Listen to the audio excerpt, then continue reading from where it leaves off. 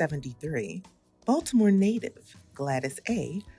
decided to apply for the Baltimore Police Department. Well, I had worked 5 years with psychiatric patients, so I felt that if I could handle them, I could handle the people in the street, and I wanted to be of some help. That same year, the BPD dropped the terms patrolman and policewoman and made everyone a police officer. I was the only female and black to join the police department during that time. I think it was about 35 men and just one woman, me. Breaking barriers wasn't the only important thing happening. Civil rights movement, and it was really, really rough during that time. And I was the only female officer for Baltimore City, all the way up to the Washington line. Officer A endured a lot during her time as an officer, from racism to sexism. When I went to the district, they didn't really want me in the district either.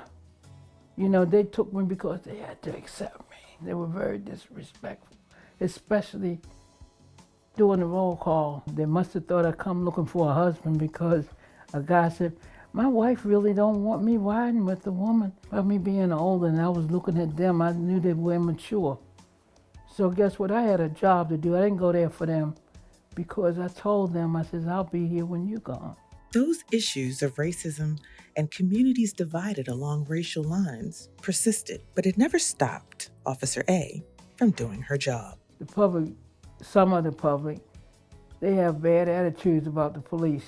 They don't want to see a police come to their house because I went to a house and I was greeted as when I rang the bell and said, did you call for service?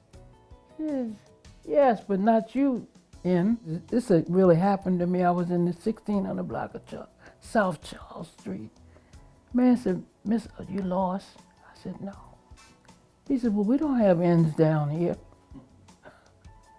And I kept on walking because I was going to raid the house next door to him.